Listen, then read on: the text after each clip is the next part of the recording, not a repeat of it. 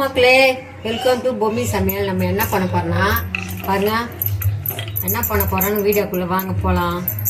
பாருங்க, உருண்டை குழம்பு தான் வைக்க போறோம். கடலைப்பருப்பு நல்லா எடுத்து ஒரு அரை மணி நேரம் ஊற வச்சோங்க. ரொம்ப நேரம் ஊற வைக்கக்கூடாது. இப்போ நம்ம அதை அரைச்சி எடுத்துக்கலாம். அதுக்கு தேவையான பாருங்க, ஒரு வெங்காயம் எடுத்து நாளாக நறுக்கி வச்சிருக்கேன். பூண்டு கொஞ்சம் போட்டுக்கலாம். பச்சை மிளகா 2 பச்சை மிளகா போட்டுக்கலாம். கருவேப்பிலை போட்டுக்கலாங்க. வெயிட் பண்ண தண்ணி ஊத்தாம ஒரு போட்டு எடுத்துக்கலாம். வெயிட் பண்ண வரேன்.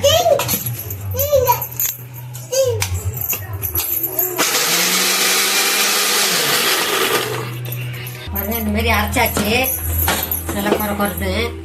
இப்போ நம்ம பருப்பு தண்ணி இல்லாத நல்லா வெடிக்கட்டி வச்சிருக்கேன், அதையும் போட்டுக்கலாம். இப்போ பருப்பை போட்டுக்கலாம். என்னப்பா வெயிட் பண்ண வரேன். இரு அக்கா வரும். அரைச்சி தண்ணி ஊத்தாம அரைச்சி எடுத்துக்கலாம். நல்லா குறைப்பா அரைச்சாச்சு. இந்த அளவுக்கு தான் அரைக்கணும். இப்போ பச்சை மிளகா, வெங்காயம், பூண்டு, கருவேப்பிலாம் போட்டு அரைச்சாச்சு. இது பருப்பு கூட இது அப்படி ஓரமாக இருக்கட்டும். நம்ம இப்போ அரைச்சி எடுத்தாச்சு. நம்ம அப்படியே இருக்கோம் ஓரமாக. இப்போ வந்து நம்ம அடுப்பு பற்ற வச்சுக்கலாம். குழம்பு காய்ச்சி வச்சுக்கலாம்.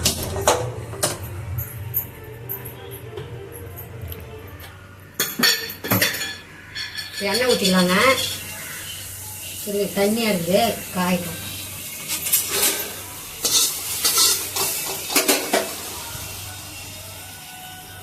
எண்ணெய் ஊற்றிக்கலாங்க. குழம்புக்கு தேவையான எண்ணெய் ஊற்றிக்கலாம். இப்போ எண்ணெய் காயட்டும். எண்ணெய் காயட்டும். இப்போ 4 வெந்தயம் போட்டுக்கலாம். ஒரு 10 வெந்தயம். இல்லையா இவ்வளோ எண்ணெய் ஊற்றிருக்கீங்க? இது உருண்டை குழம்புல எண்ணெய் தான் ஊற்றணும். அப்போ தான் வந்து நல்லாயிருக்கும். வெங்காயம் தக்காளிலாம் வதக்குறோம்ல, அது அப்போது அந்த வெங்காயம் தக்காளிலாம் வதங்குறதுக்காக அது எண்ணெய் இருக்கும். நல்லா அது ஒரு 4 ஸ்பூன் எண்ணெய் தான் இருக்கும். உருண்டை குழம்பு நல்லா இருக்குமா? சூப்பராக இருக்கும். வச்சு தரேன். இப்போ வேறு மாரி வச்சு தரேன், பாரு எப்படி இருக்கும். இப்போ கடுகு போட்டுக்கலாம்.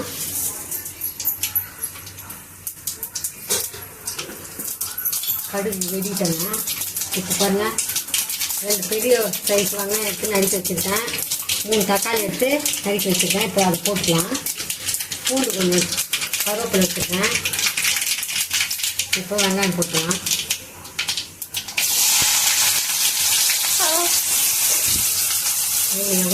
இந்த வெங்காயம் நல்லா பெரிய சைஸ் வெங்காயமாக 2 போட்டுக்கிறேன். தக்காளி கொஞ்சம் மீடியம் சைஸ் தக்காளி 3 எடுத்து இறக்கி வச்சுக்கேன். வதக்குவேன். கொஞ்சம் வதங்கினா போதும், நிறைய வதங்கணும் ஒன்றும் இல்லை.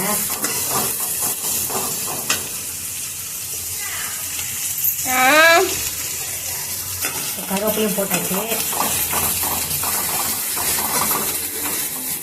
வதங்கிட்டோம்னா அதுக்குள்ளே பக்கத்தில் அடிச்சு போட்டு வச்சுக்கலாம். இந்த அளவுக்கு நம்ம உருண்டை அப்படியே வச்சு போட பத்தில் எண்ணெயில் போட்டு சுட்டி போடுங்க. கொஞ்சம் வதங்கினா போதும். தக்காளியும் போட்டுக்கலாம்.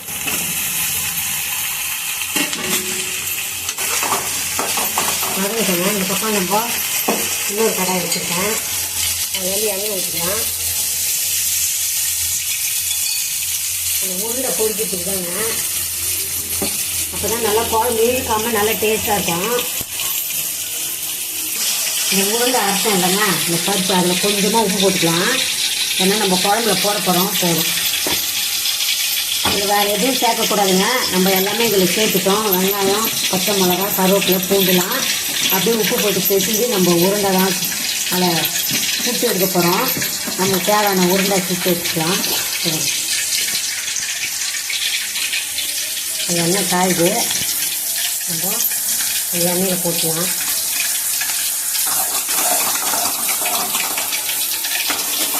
இதுக்குள்ளே வதக்கி தருவீங்க.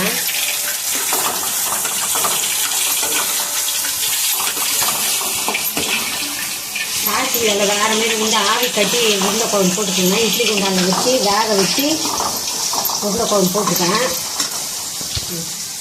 இப்போ வாங்க, எண்ணெய் காஞ்சது. இந்த உருண்டையை போட்டுக்கலாம். அதில் வந்து வெங்காயம், பச்சை மிளகாலாம் கட் பண்ணி போட்டுருப்போங்க. இதில் வந்து அரைச்சி வச்சு பார்க்கலாம். ஒரு பேத்தி எல்லாத்தையும் எடுத்து கீழே போட்டுரும். அதுக்கு வேண்டி நான் இப்படி அரைச்சி வைக்கிறேன். இதுலன்னா எல்லாம் மிஸ் ஆகிடும்ல, அது எடுத்து போடாது. பாருங்கள், இந்த மாதிரி உருண்டை ஊற்றி போடுங்க. 4 இருக்கட்டும், வேகட்டும் சைடு. நம்ம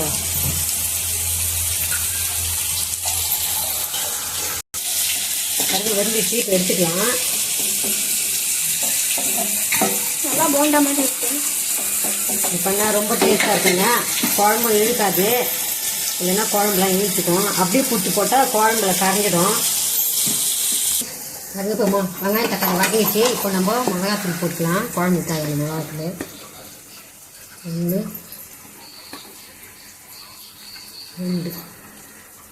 2 ஸ்பூன் போட்டுக்கலாங்க.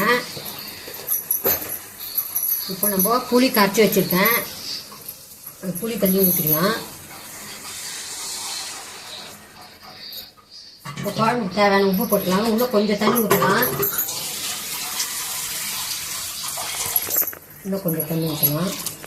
இப்போ நம்ம குழம்புக்கு தேவையான உப்பு போடலாம்.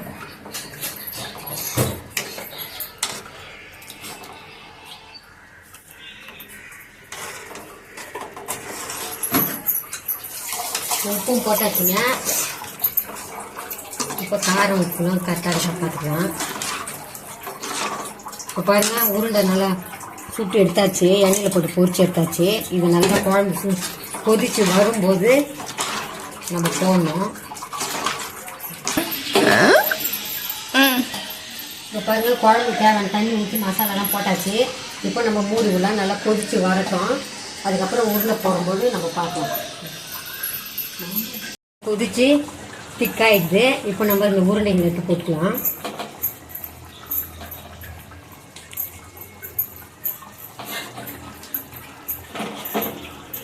இதை போல் அரைச்சி நீங்கள் ஒரு வாட்டி செஞ்சு சாப்பிட்டு பாருங்கள். இது ரொம்ப சூப்பராக இருக்குங்க. எதுவும் எடுத்து போட மாட்டாங்க பசங்க. நம்ம முழுசாக போட்டாக்கா வெங்காயம் தக்காளிலாம் வெங்காயம் பச்சை மிளகாலாம் நம்ம அரிஞ்சு போட்டாக்கா எடுத்து போட்டுடுறாங்க. இப்படி ஒரு வாட்டி நீங்கள் வச்சு பாருங்கள், ரொம்ப டேஸ்ட்டாக இருக்கும். அவ்வளோதாங்க, இந்த வீடியோ இதோட முடிச்சிக்கலாம். பாய். வாழ்க வளமுடன்.